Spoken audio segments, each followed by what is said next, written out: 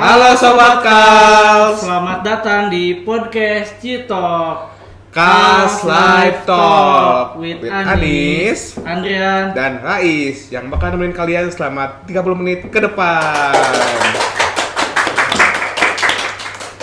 Di sini kita juga kedatangan tamu spesial di bidang penggemukan sapi dari Hasan Farm tentunya. Saya dulu kan kamera. Halo, ya. Terima kasih telah mengundang saya. Iya,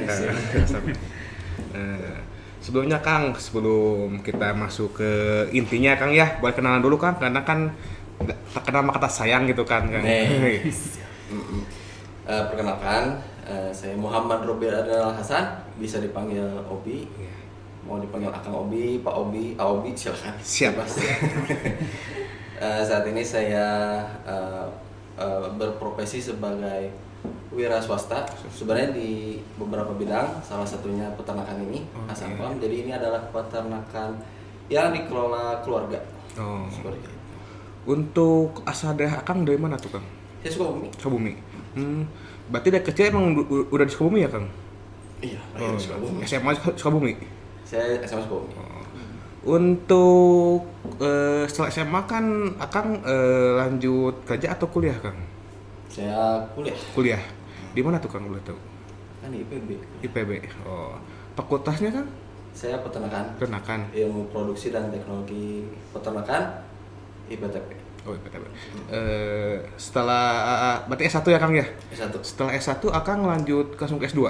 Ya, S2. Oh, berarti fast track ya Kang ya? waktu itu pas Fast track. Oh, ya. Kemudian kan Akang di kuliah itu mengambil di jurusan Fapet ya Kang ya. Kenapa sih Akang itu memilih atau tertarik gitu kan mengambil jurusan Fakultas Peternakan ini kan? Nah, jadi back story-nya ya. Sebelum saya terjun ke peternakan, sebenarnya saya kecemplung, bukan terjun ya. Kecemplung. Oh, iya. Jadi lebih ke, dulu saya pengen kedokteran. Cuman nggak dapat. Saya berpikir, saya suka biologi nih sama kimia, tapi jangan yang terlalu murni gitu. Sesuatu yang lebih aplikatif lah gitu. Iya, Kang. Dari situ saya ngeliat-liat, kayaknya peternakan menarik nih gitu. Dan ya udah dicoba. Coba. Oh. Berarti Akang di peternakan itu hobi atau bukan Kang? Tadinya mah bukan ya, Bukan. cuma jadi menjalani aja. Menjalani. Jadi lanjut. Akang tuh selama melakukan pendidikan di Fapet itu, Akang pernah magang nggak Kang? Saya pernah magang 2 kali. 2 kali. Di mana aja tuh Kang kalau itu? Yang pertama di Altara Farm itu di Malang. Di Malang. Kemudian di Waluya Wijaya Farm itu di Sentul. Di Sentul. Kalau yang di Altara itu dia kambing pedaging, ada kambing perahnya juga. Iya. Kalau yang di Sentul itu dia sapi perah. Sapi perah. WWF. Itu berapa lama sih Kang magang seperti itu? Akang? Kalau yang di Malang saya 2 minggu. 2 minggu. Kalau yang di WWF itu saya 1 bulan. 1 bulan. Itu emang magang magang mandiri atau emang magang dari pihak kampus gitu Kang? Kalau yang Altara ini, yang di Malang ini mandiri. Mandiri Kang. Tapi dibawahi sama apa sih? Kalau himpunan. Himpunan. Oh iya betul. Jadi dibawahi sama himpunan, jadi saya ikut ke situ gitu. Terus kalau untuk yang di WWF di Sentul ini sama kampus. Kampus. Oh, berarti untuk mengisi emang tugas ya Kang ya? Ya, SKS sih. SKS. Oh iya. Kan ada. Ternyata pengalamannya sudah lumayan banyak. Iya, sudah bagus juga ya kan ya. Kebetulan aja saya lahir duluan gitu ya. Kalau dari pengalaman Akang magang itu Kang, ada gak ya melatar belakangi gitu Kang perjalanan berdirinya Hasan Farm ini gitu Kang? Nah, sebenarnya sih bukan dari magang tok ya. Bisa. Saya penelitian di domba, di apa itu? Kalau Ciawi, nah Ciawi ya, Oh, Ciawi. iya. Di Ciawi itu ada namanya Tawakal Ternak Indonesia. Nah di situ ada domba penggemukan domba, sapi juga ada. Cuman pada saat itu saya terjunnya di domba. Meneliti di situ. Oh iya. Nah dari situ saya termotivasi pengen punya Iya. yang sejenis seperti itu gitu. Berarti emang Akang dulu tuh awalnya emang ke domba dulu Kang sebelum ke sapi. Iya, ke domba dulu sih. udah mulai gitu Kang usahanya? 2020 saya 2020. coba. Awal tuh dengan populasi berapa sih Kang? Saya 20 ekor. 20 ekor. Jadi siapa Kang domanya? Saya lokalan, kebanyakan Lokal? Garut. Hmm. Garut tapi bukan Garut murni ya, Iya. Garut silangan gitu yang agak petot gitu ya. Petot, Kemudian saya mencari juga yang Garut super gitu. Mempelajari dari situ, oh yang bagus seperti ini, yang kurang seperti ini gitu. Berarti dari domba tuh langsung ke sapi ya Kang? Pindah haluan gitu? Pindah haluannya itu nggak tiba-tiba ya, Tiba-tiba, iya. karena Tiba-tiba. 2020 kita coba, 2021 alhamdulillah berkembang. Iya. 2022 mulai kita melihat nih pasar suka Iya. yang mana sama resiko. Risiko. Maksudnya resiko tuh gini, kan kalau ternak itu benda hidup, makhluk hidup. Iya, betul. Makhluk hidup yang butuh dikasih makan. Iya. Dan dia itu ada apa ya? Titik jenuhnya untuk tumbuh gitu istilahnya kan. Oh iya. Dibandingkan sapi, domba itu dia lebih cepat nyampe titik jenuh itu. Jadi bobot maksimalnya itu Cepet ya. jadi cepat. Misalkan untuk usia 2-3 tahun itu tuh domba udah bisa dibilang tua. Tapi kalau sapi enggak. Masih panjang. Sapi ya? masih panjang. bisa panjang gitu. Seperti itu. Kan banyak tuh Kang sistem produksi itu kayak ada sapi sapi pembibitan. Nah, kenapa sih Kang Akang lebih sukanya ke sapi penggemukan gitu Kang, sapi pedaging gitu? Ini mah pendapat pribadi. Ya Kang. Kalau untuk pengemukan karena kebetulan saya ada pasarnya di situ. Pasarnya. Dan saya melihat potensi di daerah saya itu oke-nya di situ. Oh. Dengan catatan saya kurban ya. Iya, kurban. Kurban. Untuk saat ini rencananya pengen bisa harian ke depannya. Bisa. Cuman untuk sekarang ini masih untuk kurban fokus. Berarti 1 tahun sekali ya Kang ya itu ya. 1 tahun Fokus karena itu kurban gitu. Ya. Lalu kan untuk sistem pemeliharanya sendiri di Hasan Farm ini itu menggunakan sistem ekstensif atau intensif kan? Intensif. Intensif. Oh jadi full di kandang. Oh, di kandang ya Kang ya. Full kan. Dari sistem itu tuh Kang ada gak sih Kang kelebihan sama kekurangannya Kang? Intensif itu kelebihannya gampang dikontrol, Iya. kondisi suasananya gitu ya, penyakitnya juga lebih mudah kelihatan gitu ya. Seandainya misalkan kayak yang rame-rame kemarin PMK tuh, Iya, PMK Kang. itu langsung kelihatan kan. Iya. Terus yang sama LSD ya, yang LSD. Oh, iya. yang bulat-bulat itu loh, yang kayak ada nanahnya, benjol-benjol. Itu tuh kelihatan lebih cepat menanganinya kalau intensif. Lagi pula kan keterbatasan lahan juga ya. Iya. Di daerah itu tidak semuanya yang punya lahan yang luas yang bisa dikencar gitu, apalagi sapi gitu. Jadi intensif yang Intensif. dilakukan seperti itu. Untuk jenis sapi yang akan dipelihara di kandang Hasan Farm ini apa sih Kang? Untuk saat ini yang stok yang ada itu FH, ada juga limosin, ada juga pegon. Pegon itu jadi semacam silangan antara sapi lokal sama sapi luar gitu. Tapi penampakannya mirip seperti Brahman. Tapi, Brahman. mirip gitu. Oh iya Kang ya. Sama mau nanya Kang ini. Dari kan ada Eva sama limosin tuh Kang.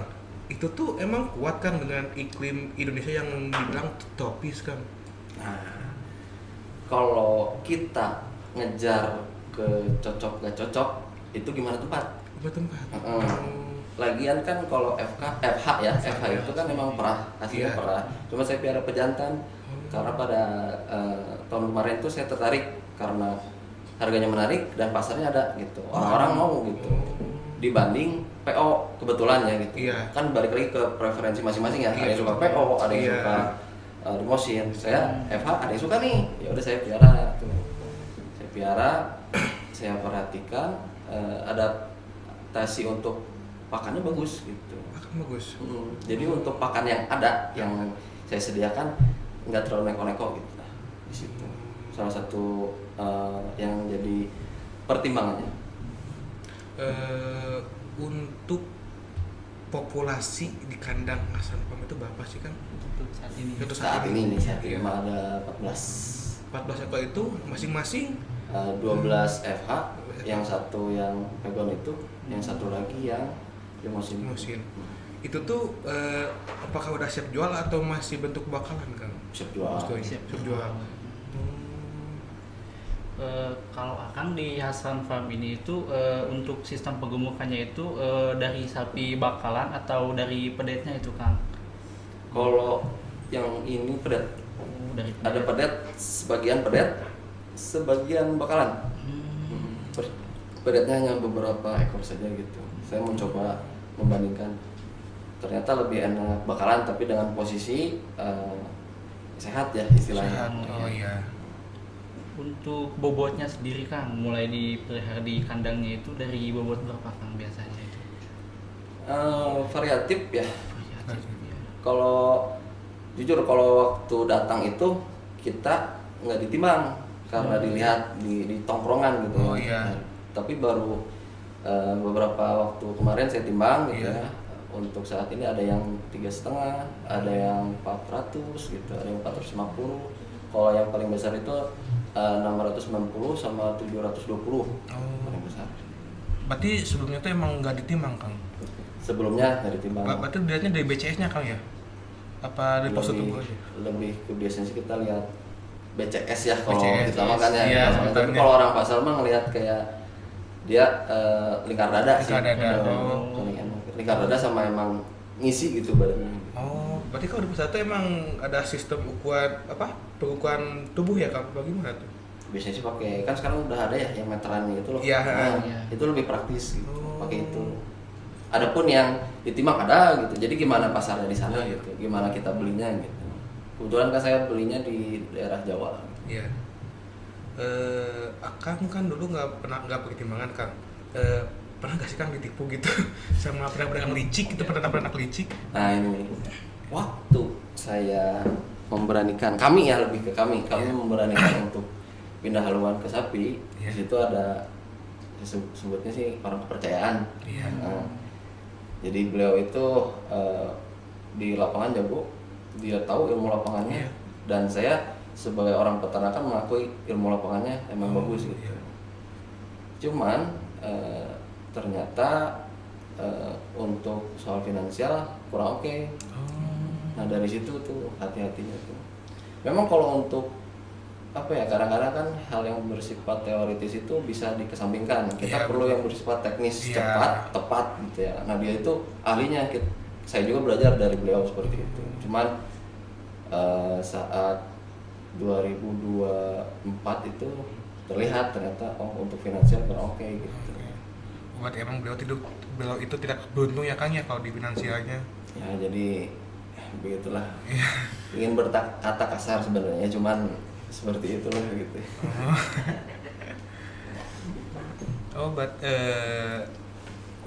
Kan Akang tuh kan ngambilnya kan bakalan ya Kang. Itu tuh dari mana sih Kang ngambilnya? Suplainya? Yang FH ini mau Boyolali. Boyolali. Kenapa sih Kang Akang ngambil dari daerah Jawa Barat Kang? Ya, enggak ngambil dari daerah Jawa Barat saja itu. Iya. Ngambil dari yang Jawa, Ini. Jawa Timur gitu kan. Kalau misalkan kan ada beberapa aspek, salah satunya ekonomi. Kalau harganya ekonomis kami kejar gitu. Kalau tidak ekonomis ya kita pertimbangkan kembali. Ya kalau misalkan di daerah Jawa Barat ada yang ekonomis, ada yang masuk, kita pertimbangkan. Tetapi jika tidak, kita ambil dari Jawa karena kebetulan di Jawa itu kalau dibanding-banding harganya lebih ekonomis untuk bakaran ya. Untuk selama perjalanan tuh Kang ada gak sih Kang hambatannya gitu pas mau jalan sapi itu? Banyak Ya Kang ya tentu. ada aja ya. Jadi pernah waktu itu Sabti datang unloading. Iya. Unloading. Posisi unloadingnya itu ada sebenarnya 20 meter jurang sebelah situ. Jurang. Nah, waktu itu sapi betina yang datang. Sapi betina kalau nggak salah sih Maduraan. Pokoknya warna coklat. Diturunin. Nah satu tuh ada yang nggak kontrol, loncat ke jurang. Terus itu gimana Kang? Nah, kan nggak bisa dievakuasi tuh, Iya. susah. Ya, jurangnya itu tanah-tanah sebelah sawah. Kebayangkan lah ya, Iya. seperti apa kan gitu. Ya ini kita sembelih. Sembelih. Nah, Nah, di situ. dievakuasi hidup-hidup susah ya Susah. Kang. Posisi kaki udah patah tuh, Udah patah. udah nggak bisa, sulit lah untuk dipelihara lo kalau kaki udah patah, udah PR banget lah. Kebanyakan ya udah potong aja gitu, potong, akhirnya dagingnya diangkat. Nah dari situ tuh belajar kalau ada kejadian seperti ini gimana kita ngejual sapi dadakan dengan harga yang masuk. Gitu. Selain dari hal itu Kang, pernah gak sih Kang ada sapi itu setelah perjalanan atau enggak penyusutan bobot badan Kang? Pasti itu. Pasti ada ya Kang. Gimana Kang cara penanganannya? Itu. Kalau penanganan kita belajar terus gitu ya. Iya. Untuk yang selama ini kita lakukan, kalau ada sapi, posisinya masih ada sapi di Iya. kandang, ada sapi baru datang, pisahkan. Karena itu untuk menghindari transfer penyakit ya. Itu tuh rata-rata terjadi walaupun sapi yang baru datang itu kelihatannya sehat, tapi biasanya ada aja transfer penyakit itu.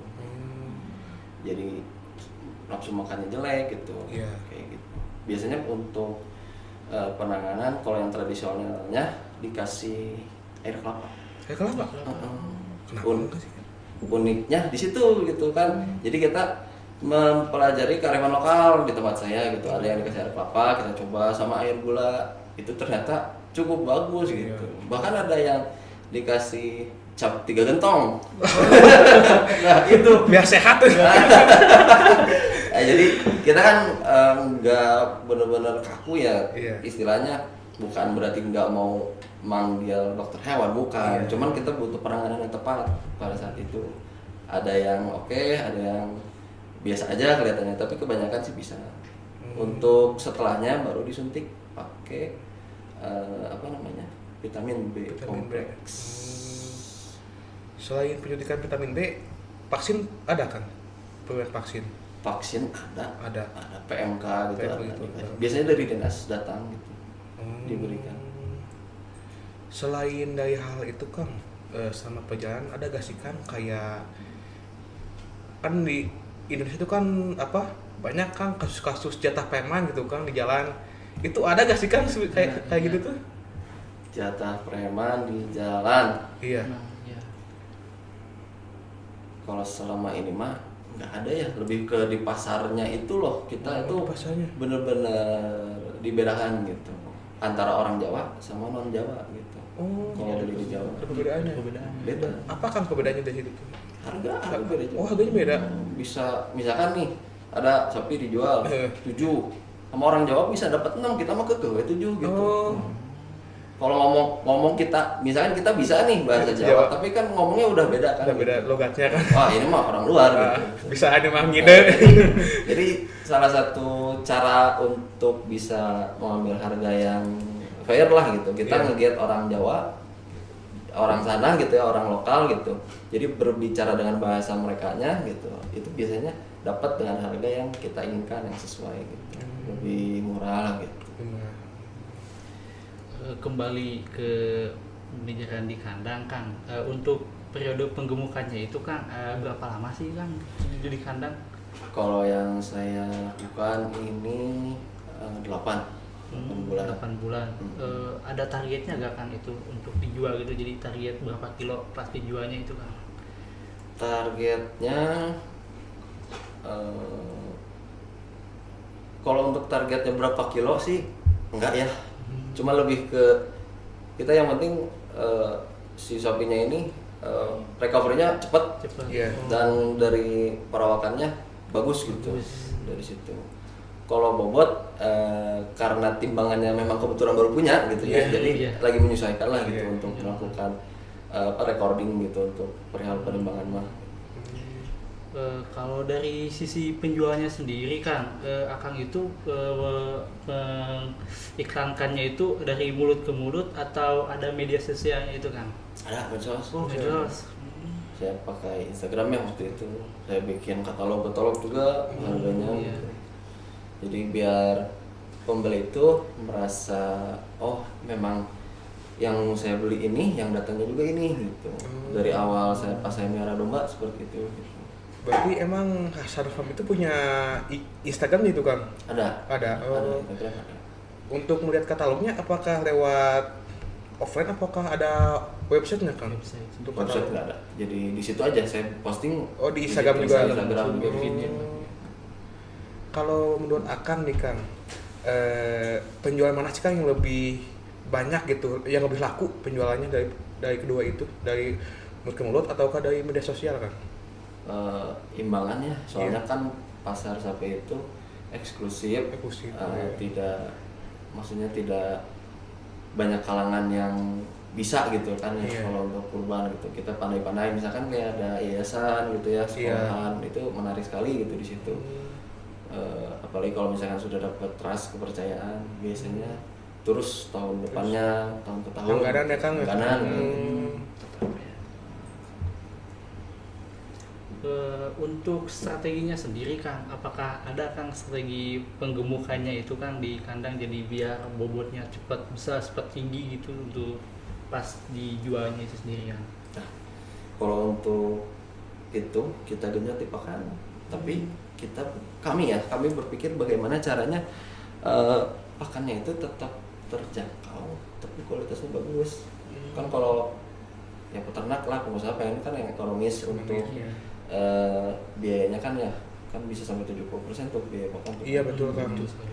Dan itu tuh bukan sekedar teori belaka, emang bener kayak gitu. Emang gede banget dari pakan. Jadi kita pernah pakai konsentrat, terus untuk 1 tahun kemarin tuh kita tambahin pelet. Setiap apa? Peletnya tapi bukan pelet yang bulat-bulat kayak ikan gitu ya. Peletnya itu kayak yang kalau tahu pelet kelinci tapi lebih gede-gede gitu. Oh. Pelet kelinci kan suka kayak tabung gitu, Tabung, patah-patah gitu iya. ya. Itu kalau sapi seperti itu tapi gede-gede gitu. Tapi itu tuh cocok Kang buat sapi. Cocok. Nah ini yang sapi itu ya, karena gimana jenisnya gitu. Sapi itu kalau beberapa jenis tertentu ada yang pilihan dia nggak mau gitu dikasih makan ini gitu. Di samping emang misalkan ya kita manusia makan gitu ya, makan misalkan pagi nasi goreng, siang sop gitu ya, malam apalagi kita makan bosenan. Bosen. Gitu. Kalau hewan mah tidak, hewan itu pengennya itu terus. Yang ada we-nya Kang ya, nggak muluk-muluk. Bukan yang ada dan muluk-muluk, jadi lebih ke emang monoton. Oh monoton. Nggak bisa langsung dibanting, misalkan tiba-tiba ganti pola pakannya, menunya ganti gitu, nggak bisa sapi itu. Dia pasti ada kayak ini apa nih, gua nggak biasa makan ini gitu. Nah dia teh gitu. Oh iya. Gitu. Jadi ada seperti itunya kalau hewan itu. Jadi karena dan setiap bahan pakan kan pola stabilitasnya beda-beda. Iya. Ada yang emang dia doyan, ada yang dari bawahnya aja mundur gitu. Untuk rasio pembelian pakannya kan antara Jawa dan konsentrat tuh segimana sih Kang? Jadi untuk bagi berapa kilo, untuk berapa kilo itu Jawa sama konsentrat? Kalau konsentrasi waktu itu saya campur pakai ampas tahu. Ampas tahu? Jadi nggak ada apa ya, rasionya itu bisa dibilang kita mengesampingkan itu, tetapi tetap diukur gitu maksudnya. Jadi banyaknya ampas tahu, konsentrat tetap dikasih ya sekitar untuk 1 hari itu 1 kilo per ekor gitu. Ampas tahu itu? Ini ya konsentratnya. Kalau ampas tahunya menyesuaikan gitu, gimana kesediaan di lapang. Soalnya harganya semakin hari semakin naik sekarang. Kalau untuk bulking mengenyangi itu pakai jerami padi. Untuk jerami padi itu kan ngambil dari petani apa beli gitu Bang? Petani ngambil. Biasanya panen kita ambil. Gratis itu kan ya? Untuk jenis Jawanya itu kan dipakai akal itu apa sih kan jenis Jawanya? Itu jerami. Oh, lebih jerami aja nggak pakai gajah ada tuh nggak? Ya ada, tapi jatuhnya sekarang itu lebih ke apa ya, cadangan lah. Cadangan. Kita utamanya di situ jerami. Karena banyak di sekitar kandang itu banyak sawah gitu ya, kita mau ada di situ. Kalau pada saat si jeraminya itu nggak ada itu kan pakai jawan jenis apa kan biasanya? Jagung. Jagung cokor atau di caca-caca aja bisa kasih. Berarti hanya 2 jenis ya kali dipakai itu, jerami sama jagung, bonggol jagung. Sebenarnya saya punya ini sih, sempat punya rumput raja. Rumput aja. Pakcong juga punya. pernah pakai itu, cuman jatuhnya sekarang buat cadangan aja. Cadangan. Berarti itu mah budidaya Kang? Budidaya sih. Budidaya. Tanam. Apakah dari situ tuh emang lebih efektif apa gimana Kang kalau budidaya sendiri itu? Budidaya sendiri itu kan kita tahu ya kualitasnya Iya, gimana kita iya. kontrol ya. Kalau orang kan belum tahu, belum tentu, apalagi kayak jerami itu kan sebenarnya untuk bertahan hidup gitu ya. Iya. Cuman gimana caranya yang tadinya cuma bertahan hidup itu jadi tetap jadi bagus gitu. Tadi ada tambang konsentrat, ampas tahu gitu. Saya juga suka pernah nambahin nyoba ampas kecap pernah saya coba. Kecap pernah? Terus sekarang lagi nyoba singkong, tapi kan gaplek singkong dicacah-cacah, direndam dulu. Jadi mungkin bisa dibilang semi fermentasi lah gitu. Fermentasi. Berarti itu masuknya ke hijauan apa ke konsentrat Kang kalau itu? Lebih ke kalau dibilang konsentrat enggak juga ya, kan konsentrat sama kering ya. Iya, kering, betul. Jadi ya jenis pakan yang baru lah gitu. Oh iya. Kayak gitu. Inovasi kan? Inovasi. Kalau buat konsentratnya sendiri Kang Akang itu ngambil komersil atau gimana itu Kang? Komersil. Ada teman saya waktu itu jualan. Kalau mungkin ke teman-teman di sini bisa searching Sugeng Jaya Group, di situ ada SJF. Nah, sempat ngambil di situ, pernah cocok. Terus karena di sini ada juga di Ciutara. Di Karyana apa ya, pokoknya di situ, kalau di situ emang fattening, kalau di situ mah emang feedlot sapi di situ mah. KGU bukan Kang? Kayaknya kita utama bukan? Nah itu Itu saya di situ magang. Nah ya di situ saya ambil di situ, beli di situ. Di situ. Oh. Beli molasses di situ, beli pakan di situ. Iya sih Kak, emang apa? Emang pembuatan itu juga batu 1 ton sih Kang di situ teh. Nah, ambil di situ saya. Beli belanja ke situ, konsentratnya. Di situ cocok. Pakan cocok. Buat takarannya sendiri Kang, untuk konsentrat hijauannya itu ada gak Kang berapa kilo per sapinya itu Kang pemberiannya? Biasanya sih tadi per hari 1 kilo gitu. Di kisaran segitulah gitu. Per hari, per ekor. Selain Akang kan pasti ada dong Kang hambatan di kandang Akang itu selain penyakit. Selain penyakit ada gak sih Kang hambatannya gitu? Selain penyakit? Iya, kayak dari kekurangan pakan atau lingkungannya yang nggak mendukung atau dari limbah Kang yang menumpuk gitu. Terus penanganannya Nah ya, itu Kang. deh. Ya. Kalau kita ngebahas soal limbah itu emang harus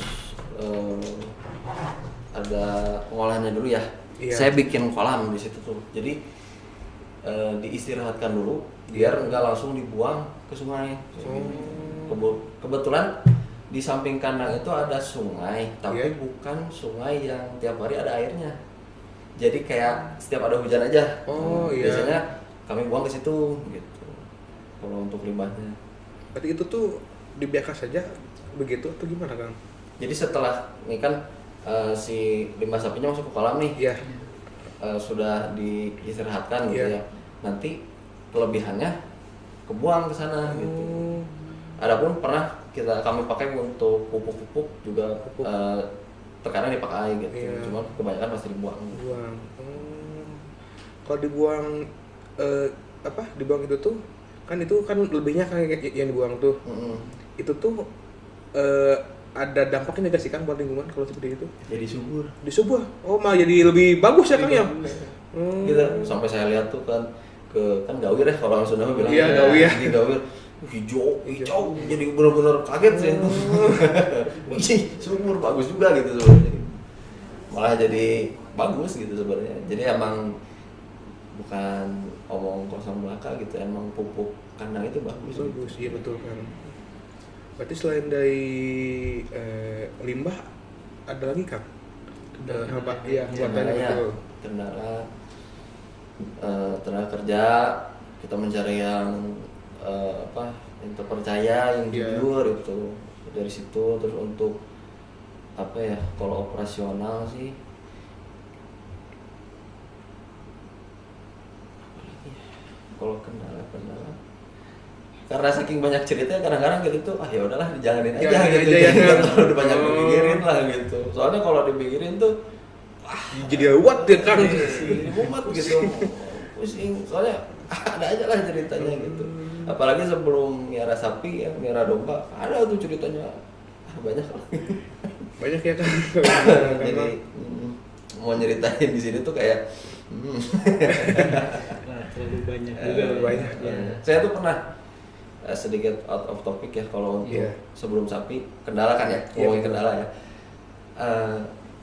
Pernah ada bulan-bulan dimana hampir setiap hari saya motong domba. Potong domba. Karena sakit daripada mati saya potong Hmm. itu domba. Karena lebih apa? Karena kalau merawat yang ternak yang sakit itu karena emang lebih banyak mengeluarkan biaya kan ya daripada Iya, diurus. di samping itu emang kondisi ternaknya udah Udah nggak mungkin buat bertahan. udah nggak memungkinkan gitu. Tapi dengan catatan kalau misalkan sakitnya masih bisa ditolerir ya, Iya. bukan penyakit seperti antraks atau yang lainnya yang emang berbahaya, kita pasti kubur atau apa gitu. Kalau misalkan sakitnya itu kayak habis dari diare, nah biasanya masih kita lihat tuh, apalagi indukan. Pada saat itu saya breeding, Jadi, iya. indukannya itu kurang cocok dengan pakan fermentasi. Nah dari situ, wah ternyata nggak cocok. Udah anaknya masih kecil-kecil, indukannya lewat, Iya. indukannya dulu, anaknya ada yang beruntung, ada yang nggak juga. Gitu. Ikut mati anaknya. Ikut mati juga. Kalau apalagi fase-fase cempe yang masih Oh iya. Rawan ya Kang ya. awal bisa.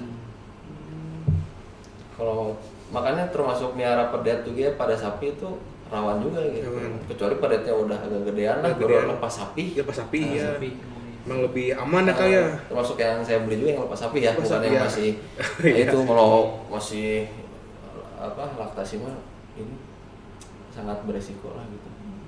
risikonya terlalu besar juga ya. Iya. Ya.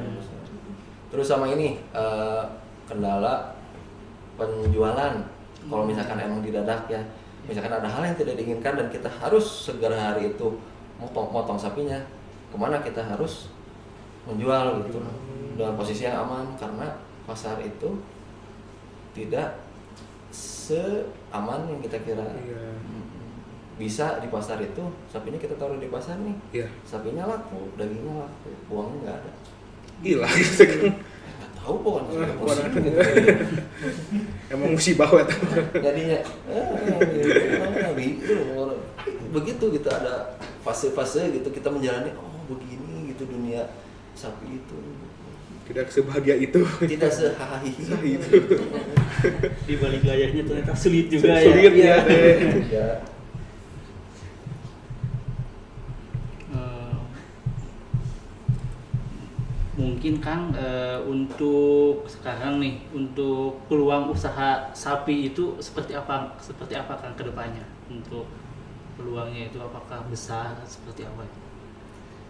Kalau besar kecil itu kita melihat kondisi Indonesia saja, Iya. lebih fokusnya lagi daerah kita gitu ya. Melihat daya beli masyarakat yang masih cukup kuat ya bisa dipertahankan gitu. Apalagi kalau untuk kurban ya, kita ngobrolin kurban dulu nih. Iya. Soalnya kalau untuk sapi-sapi potong harian itu kita lawannya impor. Oh impor. Rada repot kalau lawannya impor, kan main harga. Oh main. Di gini lah dilemanya, kalau misalkan orang peternak lokal kita Iya. jual dengan harga yang sama seperti impor, mereka itu seperti menyembelih diri sendiri gitu. Oh jadi kalau kita ikutin malah kita boncos ya Kang ya. Jadi tidak bijaksana lah kayak gitu. Jadi kalau kecuali untuk kurban, saya melihat untuk kurban itu masih masuk akal gitu. Tapi karena ini jangka panjang, jadi emang tidak bisa tunggal itu saja gitu. Iya. Kita melakukan pemeliharaan untuk kurban saja. Jadi ada faktor pendukung lain gitu. Misalkan pekerjaan lain kita tetap jalankan, biar sapi juga ya gitu. Selain di kurban, kalau waktu memasuki Ramadan itu potensinya bagus gak sih Kang kalau buat usaha sapi saat Ramadan atau Idul Fitri gitu? Kalau untuk misalkan kita beli satu dipotong, nah itu masih masuk. masih masuk. Saya kemarin tuh potong satu Iya. FH 450 kilo. Iya. Karkasnya 210. Dagingnya dapat 140. Sisanya berarti kayak Sisanya tulang, tulang, iya. lah tahu kan kayak Iya. gitu. Dan itu teh masih menarik lah gitu untuk dilakukan penjualan di momen Ramadan menjelang Idul Fitri, masih masuk akal. Berarti Akang juga pernah berarti ya terjun ke dunia jual karkas gitu? Kalau jual karkas mah lebih ke jual daging ya. Jual daging gitu. aja.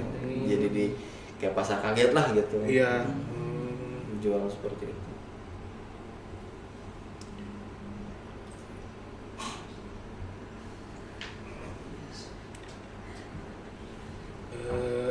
Untuk kan tadi aku udah ngasih tau potensinya kan pagi pas Idul Adha.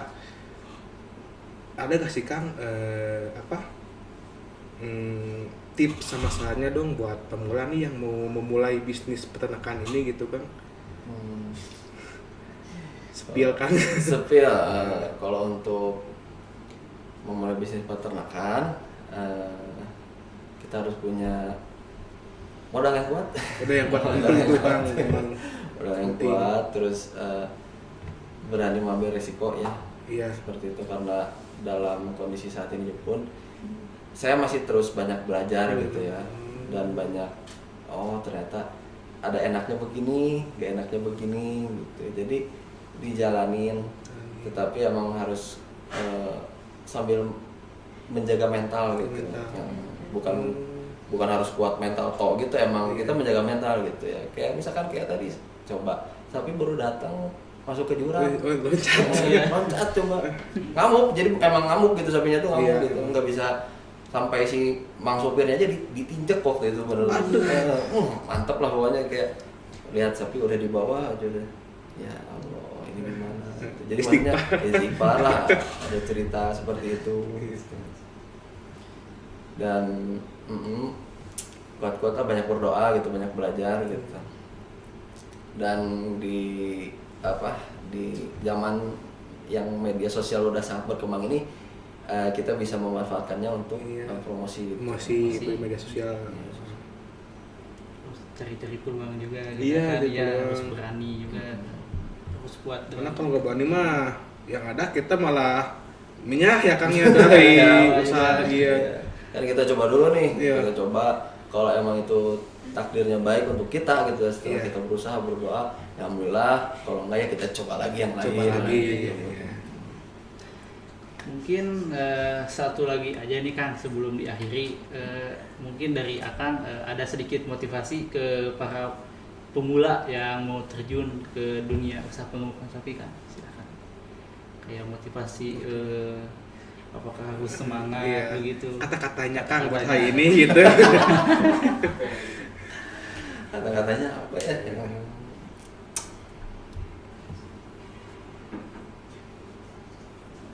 Disuruh mikir kata-kata. Gak apa-apa, satu aja Kang. Jadi kata-katanya. Mudah-mudahan. Silakan Kang. Iya.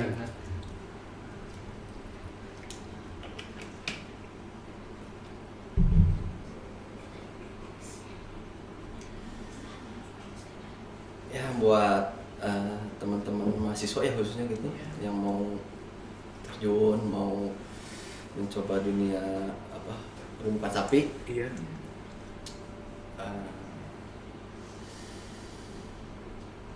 apa yang dilihat oleh kita, yang kelihatan oleh mata, Iya. itu bisa dikerjakan, insya Allah akan selesai.